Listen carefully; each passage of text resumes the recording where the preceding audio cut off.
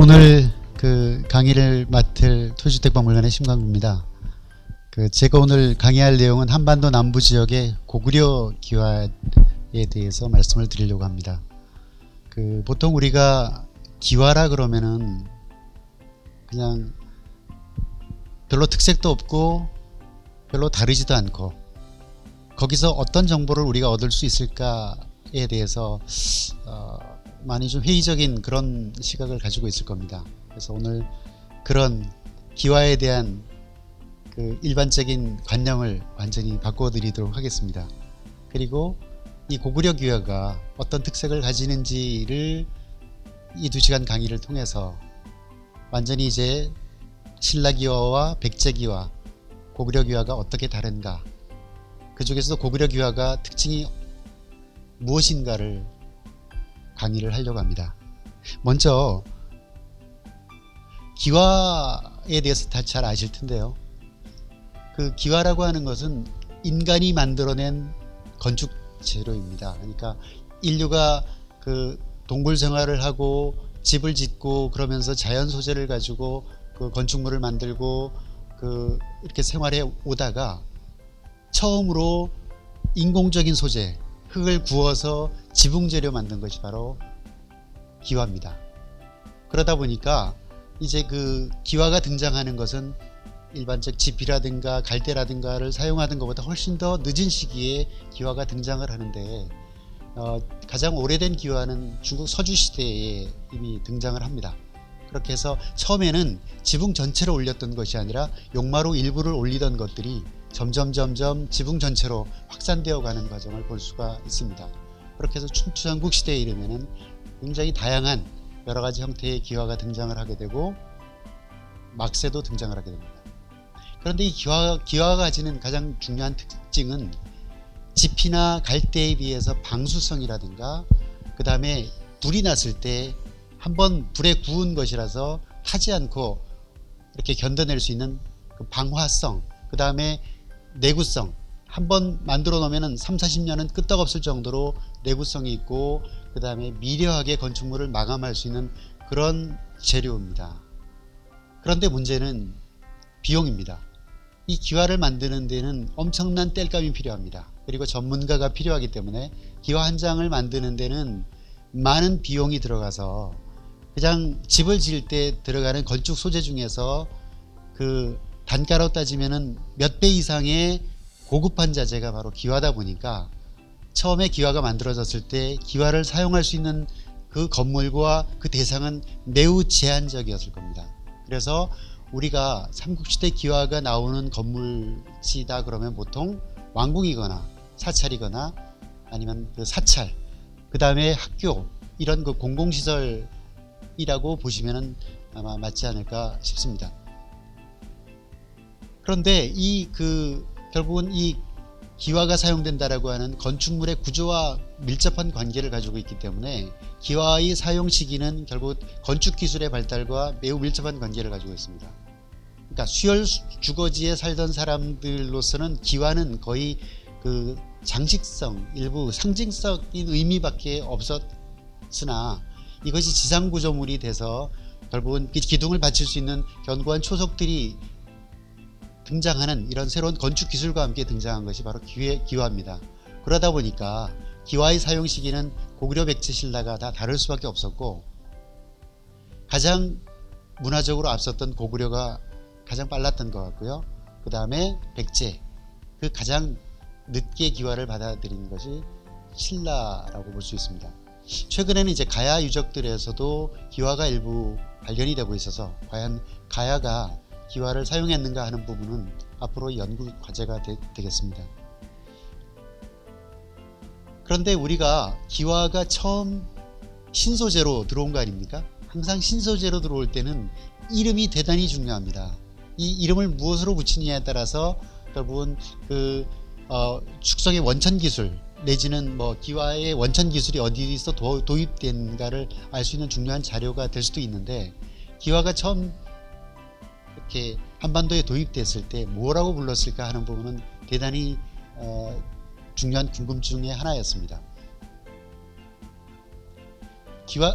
기와를 보면은 명문기화가 나옵니다.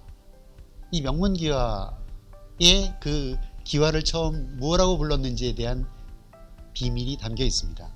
남한산성에서 출토된 그 문자기화인데요. 고판으로 찍다 보니까 여러 개가 이렇게 있는데 그 중에 잘 보이는 걸 대상으로 하면 마산정자 와초라고 되어 있죠. 그래서 이 와초라고 하는 명칭이 등장하고요. 그 다음에 홍성의 석성산성에서 나온 건데요. 여기는 사라와초라고, 여기도 사라와초라고 되어 있고요. 여기 서림군관 와초 또는 마홀 수해구초 초가 나오고, 여긴 또 루와 해서 와초 초, 그 다음에 여기는 와 이렇게 나오는데, 이 글자를 와초로 읽기까지 이게 굉장히 쉬워 보이죠. 굉장히 오랜 시간이 걸렸습니다. 이게 지금은 와초로 읽지만 이것이 발굴됐을 당시만 하더라도 이게 와자라고는 도저히 상상할 수가 없었습니다. 그래서 뭐라고 읽었냐, 주로 범자로 읽었습니다. 무릇범, 일반. 그래서 어떤 결과가 나왔느냐, 이 공통적으로 나오는 와초, 와초 이렇게 보면은 이제 이것들이 다 기화를 의미한다는 걸 알 수가 있는데, 보세요 한번. 이 포천 반월산성에서 출토된 그 기화입니다. 명문기화인데요. 읽으실 수 있겠어요? 보시면은 마홀수해구초 이렇게 되죠. 이거를 가지고 이제 처음에는 그 반월산성이 백제성이라고 생각했었으니까 백제와 관련해서 어떤 그 역사적 의미를 담고 있거나 아니면 고구려의 어떤 명문이거나 이렇게 생각을 해서 대표적인 그 백제 연구자인 이도학 교수는 이렇게 읽었습니다. 보십시오. 마홀이 관장하는 해구의 기점이다. 어떻게 그럴듯해 보이시나요? 마홀이 관장하는 해구의 기점이다. 이 초를 아마 무슨 시작하다 이런 걸로 해석을 했던 것 같아요. 자, 그 다음에 이거는 국립문화재연구소에서 발굴한 그 미륵사지 발굴에서 나온 그 명문기화입니다. 아마 그 사자하고 숫자를 같이 썼던 것 같아요. 그래서 태평흥국 5년, 그 980년입니다. 경진 6월 미륵수 용천방 와초라고 되어 있죠. 그런데 이거를 어떻게 해석했느냐, 미륵사 용천방의 건축을 알린다. 그렇게 보이십니까? 왜 이렇게 해석이 됐냐면 이거를 와자로 읽지 않고 범자로 해석했기 때문에 그렇습니다. 이 범자로 해석하다 보니까 요 내용 자체를 고민하다가 나온 결론이 뭐냐, 미륵사 용천방의 건축을 알린다. 되게 근사해 보이죠? 네. 자, 이것이 진짜 의미하는 바가 뭔지를 이제 보도록 하실 텐데요. 이제 이 와자와 범자를 그 오해할 법도 합니다. 왜냐면은 이게 와자의 이체자들입니다. 기와에서 이렇게 그 획을 그을 때는 와공들이 정성 들여서 긋지 않고 막 긋다 보니까 이 글자가 헷갈리게 보일 수도 있어요. 여기 보시면 그래서 이 와자하고 범자하고 요런 기와는 아주 오해하기 딱 십상입니다. 요렇게 쓰여진 와자도 있거든요. 그래서 이 와자로 읽느냐 범자로 읽느냐에 따라서 해석은 완전히 달라질 수밖에 없습니다. 그런데 와의 이체자는 이렇습니다. 지금 기와에서 보이는 그 범자로 읽은 와자들이 다 대체로 요런 기와들입니다. 요런 와자들, 요렇게 쓰이기도 하고 요렇게 쓰이기도 한 것들을 많은 그 보고서에 보면은 범자로 읽어서 아주 독특한 그런 개성적인 그런 해석을 내놓은 걸 볼 수가 있는데요. 그런데 와자에 그 내에서 가장 이른 시기에 기록하고 있는 게 중종 22년 훈몽자회에 나오는 이 와자에 대한 해석을 보면은 와를 써놓고 디세의 와라고 읽었습니다. 디세. 왜 디세라고 했을까? 그리고 이제 여기 보시면은 앙와 알겠죠? 앙와. 그래서 암디세, 수디세. 동화해서 동화해서 수자를 썼으니까 수디세가 되겠죠. 그러니까 암키화를 암디세, 수키화를 수디세. 그 다음에 이게 마고리기화, 이게 이제 막사기화를 갖다가 마고리 디세 이렇게 읽었던 겁니다. 그러면 왜 디세라고 했을까? 이게 딜이라고 하는 게 흙으로 구운 것들을 얘기합니다. 그러니까 질그릇이라고 하는 게 그 흙으로 구워서 만든 그릇인데 그것이 국외음화 현상 때문에 그 딜인데 질그릇이 된 것처럼, 그러니까 흙으로 구워서 만들었고, 그 다음에 그 세자라고 하는 게 지붕을 의미하는 그 글자입니다. 초라고 하는 게 풀초가 아니라 세초로 읽습니다. 그래서 이게 그 디세라고 하는 것, 이것이 한자로 쓰이면은 와초가 되는 겁니다. 그래서 디세를 의미하는 게 와자가 되기도 하고 초자가 되기도 하고 와초도 다 기와를 의미하는 용어였던 겁니다. 그래서 그 디세가 지화로, 그 기와로 바뀐 거고요. 그런데 우리가 지금 사용하고 있는 기와에 대한 용어 중에서도 아직 세자가 이 기와를 의미한다는 그런 용어가 남아 있는 것이 암막새, 수막새, 뭐 너새, 이런 그 이 내림새, 이런 그 새가 붙어 있는 용어를 통해서 기와가 그 새로 또 불렸다는 걸 알 수가 있습니다. 여기 보시면은 기와에 대한 명칭이 보이시는데요. 여기 보면은 여기 그 마루수막새, 수막새, 암막새, 이 새가 다 세초, 새, 지붕을 의미하는 그런 용어였고, 새 자체가 그 원래는 지붕재료였는데 나중에는 지붕을 의미하는 그 일반 명사처럼 쓰였던 거죠. 그러니까 기와의 원래 이름은 디세였는데 그거를 한자로 옮기면은 그게 와초가 되기도 하고 와가 되기도 하고 초가 되기도 하고 모두가 다 기와를 의미하는 용어였다는 겁니다. 그래서 다시 한번 이거를 다시 한번 보시죠. 그러면은 어떻게 됩니까? 마월 수 해구초. 그러면은 이것은 무슨 뭐 해구에 뭐 뭔가를 시작한다 이런 뜻이 아니라 어떻게 됩니까? 마홀에서 받은 해구산 기와, 이렇게 되는 거죠. 해구는 지금 여기 명일동 그 근방으로 알려져 있습니다. 아까 그 이 초자를 읽지 못했을 때하고 완전히 개념이 달라지잖아요. 그리고 다시 한번 보시면은 이거는 어떻게 됩니까? 미륵사 용천방 기와예요. 무슨 뭐 그 건축을 알린다라고 하는 이거는 거짓말이죠. 그러니까 실질적으로 그 단어의 뜻과 그 글자를 해석하느냐 못 해석하느냐에 따라서 얼마나 많은 것들이 이렇게 오류가 날 수 있는가를 알 수 있는 부분이고, 그래서 용어와 명칭과 정확한 뜻을 아는 것은 대단히 중요한 것 같습니다. 그래서 그 많은 명문기와에서 등장하는 초, 와초 또는 그 와라고 하는 것들은 결국 그것이 사용된 용처가 어딘가를 분명하게 기록하고 있는 것들이 거의 90% 이상입니다. 왜냐하면은 왜일 것 같아요? 비싸니까요. 워낙 비싸니까 다른 곳에서 사용하지 못하도록 아예 그냥 그 용처를 갖다가 기와에다가 새겨서 이렇게 주문 생산을 했던 겁니다. 그래서 다른 곳에 가면 표가 나잖아요. 그렇게 해서 만든 게 바로 기와고, 이 기와라고 하는 건 그만큼 고급한 건축 부재였다는 것을 우리가 알 수가 있는 겁니다. 고구려 기와가 출토된 지역들을 보시면은 주로 이제 임진강 유역 일대에 많은 유적들이 분포하고 있습니다. 이 임진강 유역에 많이 분포하고 있는 이유는 잘 아시죠? 임진강이 553년 이후 551년, 정확히 뭐 551년이겠죠. 551년부터 660년대까지 약 120-30년 동안 신라와 고구려의 국경 하천이었습니다. 그래서 임진강 북쪽 지역에는 고구려 성들이 계속 위치하고 있어서 고구려 멸망 단계까지 계속 성들이 운영되고 있었기 때문에 거기에 고구려 기와가 많을 수밖에 없었던 거고요. 임진강 이남 지역에는 주로 한강유역 일대에서 고구려 기와들이 주로 나오게 되는데, 그 대부분 유적들이 홍련봉 보루라든가 아차산에 있는 아차산성이라든가 가락동 5호분, 남양주 수석동 유물산포지, 이런 곳에서 나오는 것들이 대부분입니다.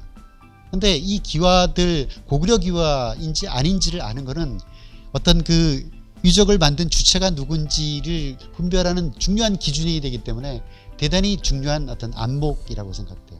그러니까 이것이 제작 주체가 누구인가를 아는 것만으로도 이미 상당히 많은 부분을 갖다가 전제로 할 수 있는 굉장히 중요한 일종의 비장의 무기를 간직한 거라고 생각이 되는데, 한번 보시죠. 쭉 이제 그 기와에서 나온 유적지에서 나온 기와들을 쭉 보실 텐데 공통적인 특징이 뭔지를 한번 머릿속에 그려보시기 바랍니다. 홍련봉 일보로에서 나온 기와들이에요. 전면하고 뒷면을 같이 이렇게 찍어 놨는데 홍련봉 일보로에서 출토된 기와들입니다. 그 다음에 당포성에서 출토된 기와예요. 그 다음에 두루봉보루 출토 기와입니다. 보시면은 주로 대부분 다 암기와들이고요. 이건 수기와입니다. 암기와 수기와. 그 다음에 무등리 보루에서 나온 기와들입니다. 요거는 수기와고요. 요거는 이제 암기와, 수기와 두 점. 이게 아미성에서 나온 겁니다. 아미성은 그 의정부 쪽에서 적성으로 넘어가는 그 길목에 있는 그 임진강으로 들어가는 그 중요한 길목에 있는 성인데, 여기서는 그 고구려 유물과 신라 유물이 같이 나오고 있습니다. 그 다음 남양주 수석동 유물산포지인데, 저희가 남양주 광역지표소를 하는데 어떤 딱 밭에 갔는데 이 기와들이, 고구려 기와들이 널려 있는 겁니다. 그래서 주인을 찾아서 물어봤어요. 그랬더니 한 달쯤 전에 서울에서 오는 어떤 트럭으로부터 흙을 받았는데 그 흙 속에 그게 있었던 겁니다. 분명히 어떤 그 고구려 유적지 하나가 파괴가 되면서 거기서 이 기와가 거기로 갔을 텐데, 그 어딘지를 알면은 고구려 유적 하나를 찾게 되는데 결국은 그 추적에 실패했습니다. 이 가락동 5호분입니다. 이렇게 현실 바닥에 이렇게 자갈돌이 깔려 있죠. 시상을 만들기 위해서 자갈돌을 깔았는데 그 자갈돌 밑에는 점토가 덮여 있고요. 이 점토를 걷어내니까 그 바닥에서 나온 기와가 바로 이겁니다. 메이드 인 고구려 기와입니다. 그러면 가락동 5호분은 백제고분일까요? 백제고분이 아닐까요? 우리가 역사적으로 보면은 결국은 고구려가 장수왕이 내려와서 한성 백제가 멸망하고 웅지도로 내려갔잖아요. 그러면은 최소한 이 고분이, 가락동 5분은 고구려가 내려온 이후에 만들어진 고분이 될 테니까 다른 건 몰라도 최소한 가락동 5호분은 죽었다 깨어나도 백제 고분이 될 수가 없다고 생각합니다. 다른 그 고분의 양식적인 이런 부분은 따로 검토를 해봐야 되겠지만 최소한 기와만을 보면은 이 가락동 5호분은 오히려 고구려 고분이거나 신라 고분이거나 두 가지 중에 한 가지가 가능성이 있어지게 되는 거죠. 그러면 이제 고구려 기와의 특징이 뭔지에 대해서 살펴보도록 하겠습니다. 그러니까 이 앞에서 쭉 보셨던 그 고구려 기와의 그 여러 이제 출토지에서 나온 기와들을 보셨는데 공통적인 특징이 뭔지 혹시 생각나시는 대로 얘기해 보실 수 있겠어요? 일단 색깔이 뭐죠? 붉은 색깔을 띠고 있죠. 일단 그 직관적으로 보시더라도 고구려 기와는 다 붉은 색깔을 띠고 있습니다. 왜 그럴까요? 이 산화염 소성입니다. 이게 실수로 들어간 게 아니에요. 한두 개가 빨갛다면은 이게 실수로 들어갔을 수도 있겠죠. 그죠? 가마의 환경이 다 지역마다 달랐을 테니까. 그런데 100%가 붉은 색깔이라는 것은 100% 의도적이라는 겁니다. 그죠? 그러니까 고구려 기와는 100% 붉은 색깔을 띠고 있는데 그럼 100% 의도적으로 붉은 색깔이 나도록 만들었다는 거예요. 그러니까 고구려 사람들이 하는 지붕 색깔은 우리가 생각하는 것처럼 회색이 아니라 붉은 색깔의 지붕이 제대로 된 지붕이지라는 생각을 고구려 사람들은 하고 있었고, 그래서 토기를 구울 때는 붉은 것도 있고 그 회색도 있지만 기와를 구울 때는 100% 붉은 색깔이 나오도록 인위적으로 그렇게 구운 겁니다. 그렇죠? 그걸 갖다가 아까 얘기하셨을 때 공기가 통하도록 했다는데 뭐 줄여서 얘기하면 산화염 소성입니다. 그러니까 이 흙 속에 들어있는 그 점토광물이 점토광물 속에 드는 상당히 양의 철분들이 산화가 되면서 붉은 색깔을 띠도록 의도적으로 만든 거죠. 자, 보시죠. 아까 다시 한번 임진강을 보겠습니다. 여기 보시면은 임진강이 이렇게 굽이쳐 흐릅니다. 지금도 여기 휴전선이 지나고 있고, 참 이 역사의 아이러니가 이 지도 한 장에 담겨 있는데요. 지금도 지금 분단의 그 강이 이 임진강 아닙니까? 이 임진강을 사이에 두고 북쪽에는 고구려성이, 남쪽에는 신라성이 거의 120년 동안 대치하고 있었습니다. 그러니까 지척이에요. 그래서 이쪽에서 크게 소리치면은 저쪽에서 화답할 정도의 지근 거리에서 120년 동안 서로가 보초병들이 서로 이렇게 지키고 있는 그 관계 속에서 이제 임진강 북쪽에는 주로 고구려 성들이, 임진강 남쪽에는 신라성들이 이렇게 상호 대치하면서 있었던 겁니다. 요게 호로고루입니다. 이 호로고루가 가지는 지정학적인 가장 중요한 의미는 뭐냐면은 평양을 출발한 고구려 군대가 개성을 거쳐서 한강 이남 쪽 한성백제의 도성을 내려오기 위해서 반드시 거쳐야 되는 아주 중요한 길목이 바로 호로고루입니다. 왜냐하면은 이 하류 쪽은 강폭이 넓고 수심이 깊어요. 그래서 말을 타고 바로 건널 수가 없는데, 말을 타고 건널 수 있는 첫 번째 여울목이 바로 있는 곳이 바로 호로고루입니다. 병자호란 때 인조가 남한산성에서 내려와서 항복을 하잖아요. 항복을 하고 그때 끝난 것이 아니라 그때 소현세자와 함께 청나라에 끌려간 포로가, 조선군 초선 포로가 얼마나 되어 있는지 아십니까? 50만 명입니다. 공식 비공식적으로 따지면은 이 50만 명의 포로가 결국 이제 중국 청나라 지금 심양 쪽으로 그렇게 갔는데, 그때 소현세자를 비롯한 많은 사람들이 넘어갔던 길도 바로 여기입니다. 호로고루 앞길목입니다. 왜냐하면은 이쪽 파주 쪽에 도달을 했는데 강을 건널 수 있는 방법이 없는 겁니다.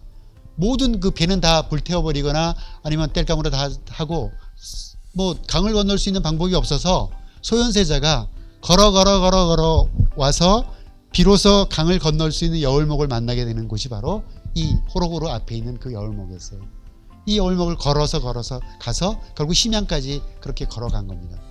그리고 한국전쟁 시절에 인민군 전차부대가 바로 도광을 했던 곳도 바로 호로고루 앞에 있는 이 여울목입니다. 그러니까 이 호로고루라고 하는 것은 고구려와 백제를 연결하는 가장 중요한 간선도로가 지나는, 지금 경부고속도로 같은 그런 중요한 길목에 해당되는 곳이라고 할 수가 있겠습니다.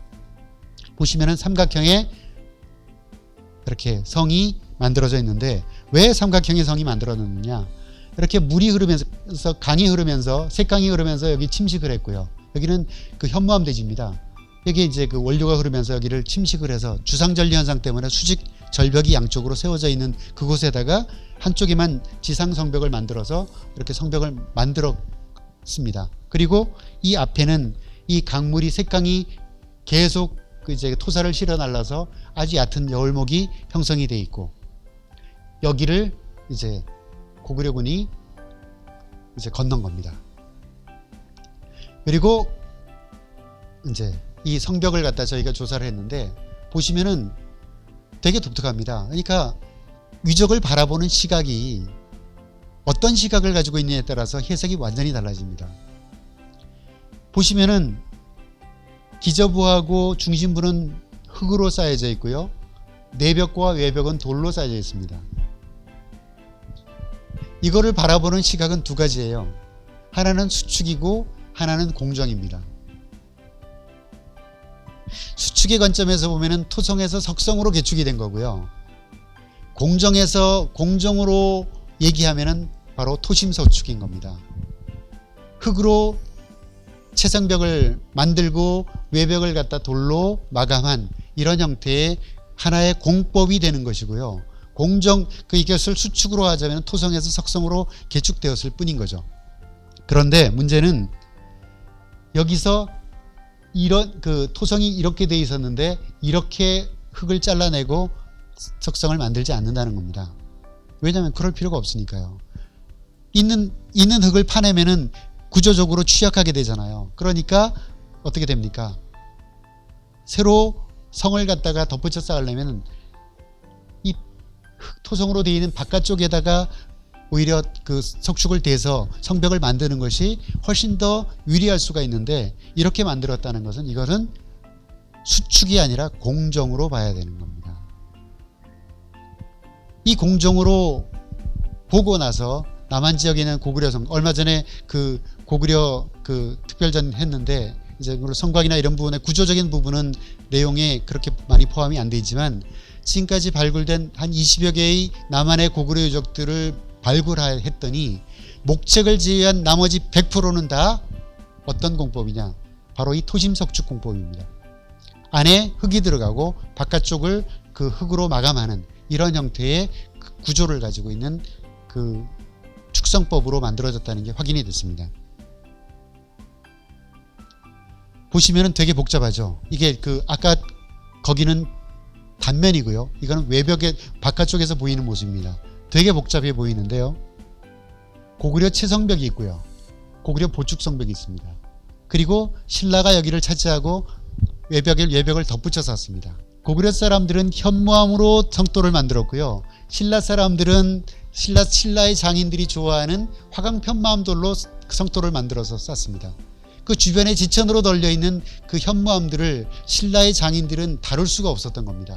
기술이 미치지 못했기 때문에 아주 먼 거리에서부터, 최소한 4-5km 먼 거리에서부터 그들이 좋아하는 화강 편마암돌을 구해다가 성을 덧붙여 쌓았어요. 그래서 축성을 할 때는 기술이라는 것이 그만큼 중요한 것입니다.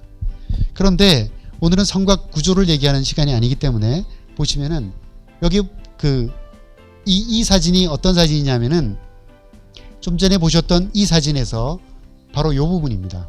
바깥쪽에 덧붙여진 신라성벽이 바로 이 성벽입니다.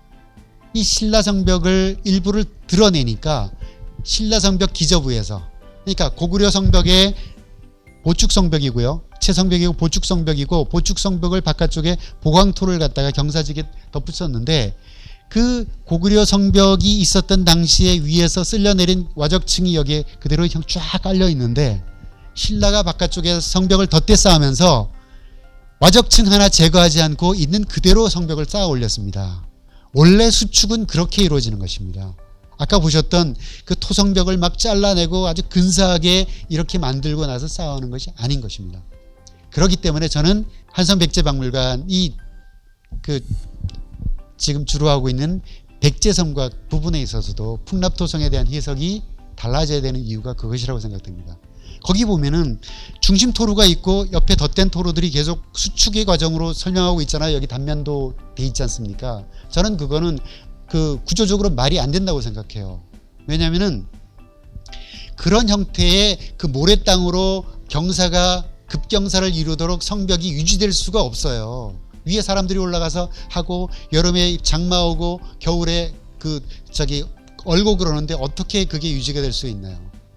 그리고 만약에 수축이 이루어진다면은 무너진 상태에서 그대로 갖다 덧붙이지, 그렇게 칼로 자르듯이 이렇게 성벽을 잘라내고 덧붙였자라고 하는 것은 실질적으로 말이 안 되는 것이, 수축된 성곽들에서 보여지는 흔적들을 보면은 그것은 도저히 말이 안 된다는 걸 알 수가 있습니다. 어쨌거나 신라성벽 하단부에서 이렇게 와적층이 나오는 걸로 봐서 여기까지는 고구려 성벽이고 바깥쪽에는 신라성벽이라는 게 명확하게 드러났습니다. 그리고 이제 내부의 건물지를 발굴했더니 놀랍게도 와당이 출土됐습니다. 보이시죠? 연화문 와당이, 처음에는 이 와당이 전혀 안 보여서 와당이 사용되지 않은 건물인 줄 알았어요. 그런데 이 발굴 현장에서 이렇게 연화문 와당, 그것도 볼륨감이 진짜 아주 엄청나게 그 고볼륨을 가진 이런 연화문 와당이 출토될 때 그 기분은 아마 발굴 현장에서 경험해 보신 분들만 알 수 있는 그런 그 감동일 겁니다. 보시면은 여기 그 기와들이 평화들과 평화들 사이에서 막새 기와가 나오는데, 이 다 붉은 색깔 기와입니다. 물론 색깔의 농담의 차이는 있습니다. 젓갈색을 띠기도 하고 황갈색을 띠기도 하는 그런 차이는 있지만 다 기본적으로 산화염 소송을 했기 때문에 붉은 색깔을 띠고 있습니다. 여기 또 다른 와당이 나오고 있는 모습입니다. 이 건물이 그 고구려 건물이 붕괴되고 나니까요. 나중에 신라가 여기를 차지하고 나서 신라가 건물을 어떻게 만드느냐. 무너진 건축 폐자재들을 치우지 않고요. 그 위에다 복토를 합니다. 복토를 해서 그 위에다가 초석을 넣고 새로운 건물을 만들지 전혀 다 청소하듯이 깨끗하게 만들고 건물을 새로 만들지 않는 것. 이것이 바로 그 고대의 그 새로운 건축을 만들 때 또는 새로운 성곽을 만들 때 이렇게 수축의 방법이라는 걸 염두에 두게 되면은 유적에서 나타나는 현상을 해석하는데 매우 중요한 어떤 관점을 얻을 수가 있을 것입니다. 보십시오. 여기서 호로고로에서 나온 고구려 와당들입니다. 아름답죠? 그리고 여기 아랫부분에 보이는 것들은 요거는 뒷면이지만 와당이 부착됐다가 와당면이 떨어져 나간 그 순막새 부분입니다. 이 떨어져 나간 부분을 보면은 요 와당면을 부착시키기 위해서 어떻게 빗금을 긋고 이게 와당을 막새를 부착했는가를 알 수 있는 중요한 제작 기법을 알 수 있는 중요한 근거 자료가 여기에 나오고 있습니다. 이게 그 착고기와라고 하는 건데요. 착고기와는 용마루가 있지 않습니까? 용마루가 있고 용마루에서 이제 기와골이 쭉 내려오는데 암기와하고 수익기와 내려오는 그 시점부에 그 용마루하고 그 사이를 막아주던 일종의 장식기와입니다. 그래서 이렇게 반달 모양으로 되어 있는데요. 보통은 그 수퀴화를 갖다 잘라서 이렇게 그 반달 모양으로 만들어서 요 그 착고기와를 만드는 경우가 많습니다. 그런데 더 놀라운 게 바로 이겁니다. 지금까지 고구려 치미는 그 평양 지역에서 그 나온 거하고 그 다음에 집안에서 나온 그 동대자 유적지에서 나온 두세 개의 사례밖에 없는데 이 변방 지역인 완전히 그야말로 변방입니다. 고구려의 남쪽 국경지대에 있는 이 성 둘레가 400m 밖에 되지 않는 이 작은 성 안에 고구려 치미가 만들어진 그런 건물이 세워져 있었던 겁니다. 보시면은 굉장히 두껍고요.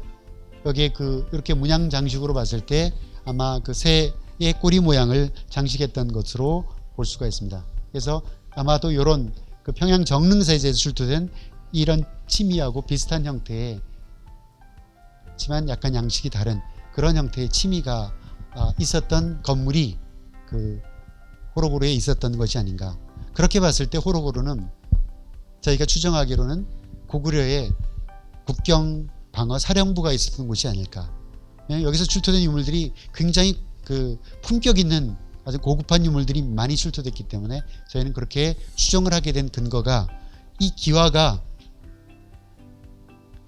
전체에 다 유적지에서 나오는 게 아니라 아주 중요한 그런 유적지에서만 나오고 특별히 또 이런 와당이라든가 그 다음에 침이라든가 착고기와라고 하는 이런 장식 기와들은 그 기와가 나오는 건물지 중에서도 품격이 있는 일부 건물지에만 이런 그 장식 기와가 사용됐던 걸로 추정할 수가 있기 때문입니다. 근데 굉장히 흥미로운 내용입니다. 보시죠. 그 전시됐을 때 보셨죠? 여기 그 홍련봉 일보로 출토 와당입니다. 양식적으로 대단히 다르지 않아요? 그죠? 요렇게 간판을 이런 형태로 마치 그 투각을 하듯이 요렇게 만든 기와와 막새와 호로고로 막새는 완전히 양식이 다릅니다.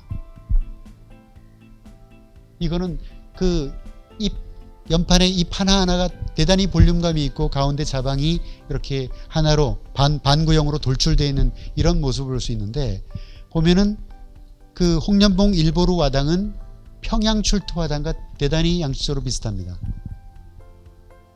그런데 호로고로 출토 와당은 환도산성 출토 와당과 대단히 비슷합니다. 그래서 왜 이럴까 고민을 해봤어요. 한강유역에 있었던 홍련봉 보루는 그 아차산 줄기 일원에 있었던 그 고구려 보루들인데 거기에 있었던 부대와 임진강 유역에 배치됐던 부대가 혹시 다른 게 아닐까. 그러니까 이 한강 유역까지 내려와 있던 부대가 고구려 부대가 백제와 신라 연합군에 의해서 551년에 임진강 이북 지역으로 결국은 후퇴를 하는 과정에서 부대가 교체된 건 아닐까 혹시. 그렇게 해서 저쪽 만주 지방 일대를 지키던 그런 군단이 이쪽 그 한강 유역으로 임진강 유역으로 다시 내려오고, 이쪽 그 한강 유역을 그 사수하던 부대는 평양 지역으로 다시 귀환을 한 것이 아닐까. 뭐 그렇게 생각해 볼 수 있는 중요한 자료가 이 기와 양식에서 느껴지는 이런 부분입니다. 같은 그 산화염으로 소성이 되고 같은 문양 모티브를 하고 있지만 전혀 다른 형태의 이 문양 형태를 띈 것으로 봐서 어쩌면은 그 우리가 알지 못하는 어떤 중요한 부대 이동이라든가 이런 내용들을 담고 있지 않을까. 왜냐하면은 그 고구려 군대 안에는 건물을 짓고 그 다음에 기와를 만들고 토기를 만들던 그런 장인 집단들이 그 부대와 함께 같이 움직였던 것 같거든요. 그러니까 그 일련된 그 시스템을 가지고 있던 그 부대 전체가 이동했을 때만 나타나는 이런 현상들이 호로고로에서 발견된다는 건 대단히 흥미로운 일이라고 생각이 됩니다. 그리고 호로고로에서 출토된 기와, 이번에 전시가 됐었나요? 여기 보면은 그 이렇게 기와 매수를 그 셈하는 이 기와도 나왔는데, 그 우리가 아직 잘 알지 못하는 것들이 삼국시대에 성을 만들 때 그 토목 기술의 배경, 그 토목 기술을 바탕으로 성을 만드는데 과연 그 사람들이 알고 있었던 수학적 지식, 다시 말해 토목 수학 지식이죠. 그 수준이 어느 정도였을까를 우리는 아직 알지 못하지만 이 그 기와의 수량을 갖다가 세는 이런 명문이 기와에서 나왔다는 것은 대단히 흥미로운 일이라고 할 수 있겠습니다.